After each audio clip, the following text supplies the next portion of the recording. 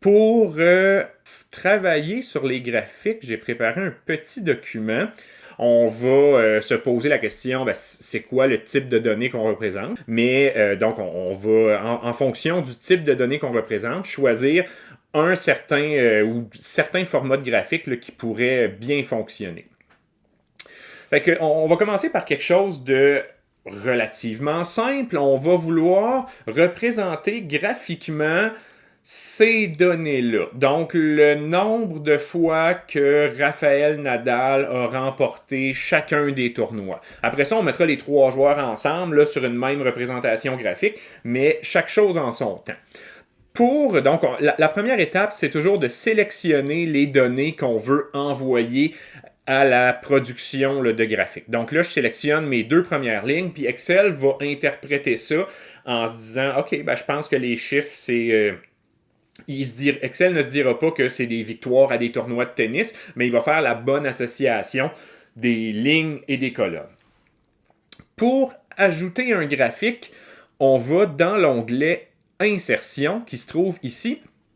Puis aujourd'hui, là, on va donc se tenir là, dans la partie du milieu, là, qui est la partie associée à la production de graphiques. On a un gros bouton qui s'appelle graphique recommandé.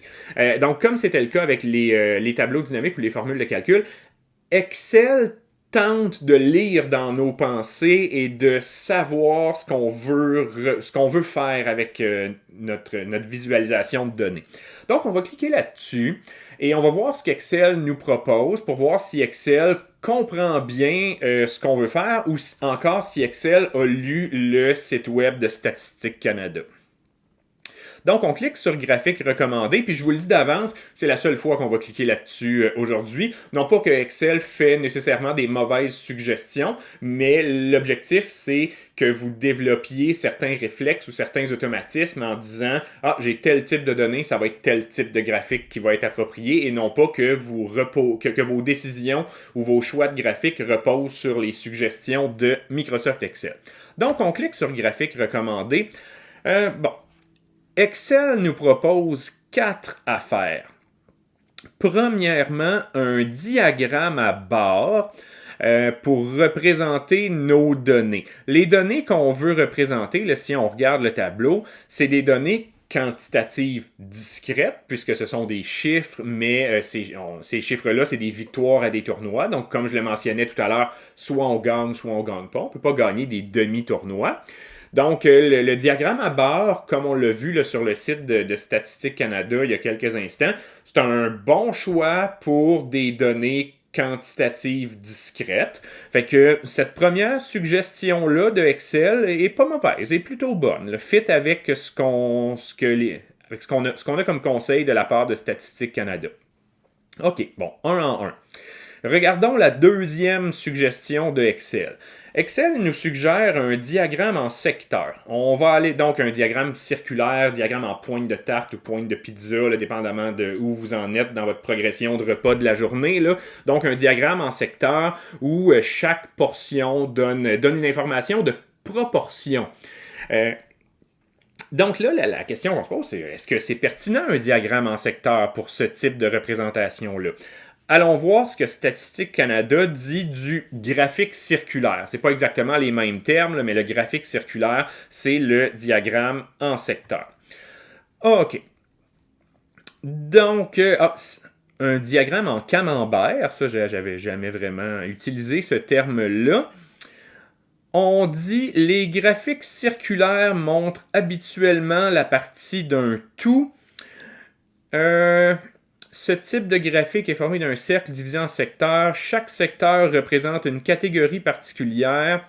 La surface de chacun des secteurs représente la même proportion du cercle que la catégorie par rapport à l'ensemble des données. Donc là, on donne d'autres explications sur comment les aires et les angles sont calculés. Mais moi, ce sur quoi je veux attirer votre attention, c'est quand on fait un graphique circulaire, il faut que la totalité du cercle, que le cercle au complet ait un certain sens. On se pose la question, dans le cas des victoires de Rafael Nadal, est-ce que la totalité du cercle a un certain sens? Oui et non. Là, on pourrait dire oui, puisque c'est la totalité du cercle représente la totalité des victoires de Rafael Nadal. Donc, OK, ça a un certain sens. Mais ça représente pas le nombre de fois où il n'a pas gagné, ça représente... Il y a plein de choses que ça représente pas. Puis au-delà de ça, si je venais faire un graphique circulaire pour chaque joueur, pour montrer les proportions de chaque joueur, on pourrait avoir l'impression que les joueurs ont tous gagné le même nombre de tournois au total, parce que chaque joueur est représenté par un cercle.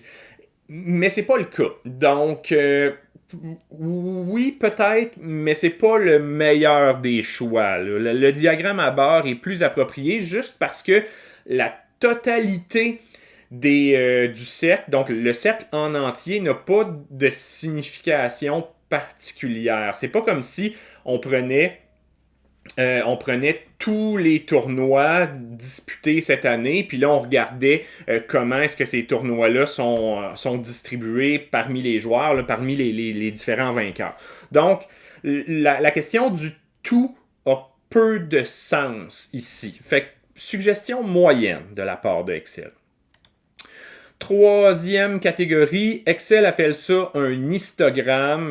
Moi, je suis plus ou moins d'accord avec cette appellation-là, mais disons que c'est un histogramme avec les colonnes séparées, ou encore un diagramme à barre vertical plutôt qu'horizontal, là, ce qu'on avait vu en premier. Fait que ça c'est un bon graphique, au même titre là, que le diagramme à barre horizontal qu'on avait vu au début était un bon graphique. Celui-là, c'est juste une orientation différente, mais c'est la même représentation, donc une bonne suggestion de Excel. Et finalement, Excel nous suggère un diagramme en entonnoir qui n'est pas une idée grandiose. Le diagramme en entonnoir, c'est utilisé davantage pour représenter une progression dans une série de valeurs, par exemple une progression dans le temps, alors que ici, ça s'applique pas du tout. Là. Visiblement, le nombre de victoires en Australie n'a pas d'impact sur le nombre de victoires en France, qui n'a pas d'impact sur le nombre de victoires à Wimbledon, et ainsi de suite. Donc, il n'y a pas vraiment de progression dans ces données-là. Donc, ça, c'est la pire des suggestions amenées par Microsoft Excel. Quand même, 2 bonnes, une moyenne, puis une moins bonne, c'est correct.